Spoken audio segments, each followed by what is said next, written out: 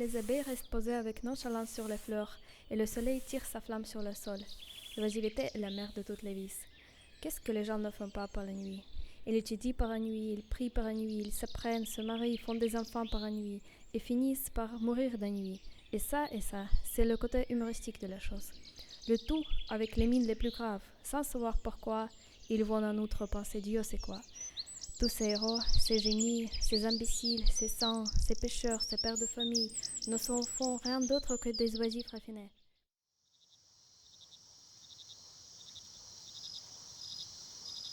La nature, c'est bien beau, mais ce serait encore plus beau s'il n'y avait pas de musique, si les draps dans l'auberge étaient un peu plus propres, et si les virillettes n'étaient taraudées par les cloisons avec les tic-tac des morts.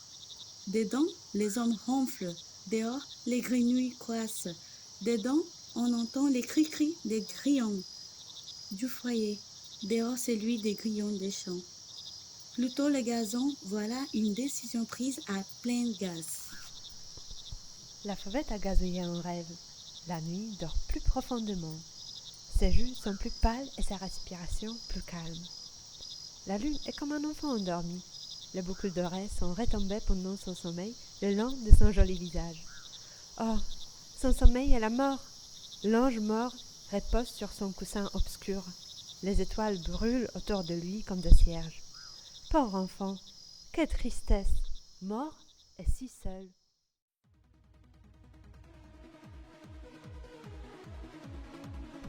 Eh bien, ça y est, nous allons célébrer le mariage en effigie. Voici la princesse, voici les princes. Ma décision va s'exécuter, je vais me réjouir. Faites sonner les cloches, mettez au point vos compliments, et que ça saute, monsieur le prédicateur de la cour.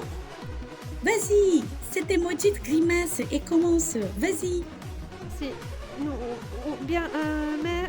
Attendu que, étant donné, car... c'était avant la création du monde. puisque... Dieu trouvait le temps long. Soyez bref, mon cher. S'il plaît à votre Altesse, le prince Léonce du royaume de Pupo, et s'il plaît à votre Altesse la princesse Léna du royaume de Pupi, et s'il plaît à votre Altesse de se vouloir l'un l'autre réciproquement et d'un accord mutuel, prononcé à haute, intelligible voix. Oui. Oui! Alors je dis Amen. Vite fait, bien fait. Ainsi serait créé le petit homme et la petite femme, et tous les animaux du paradis les entourent. Les princes!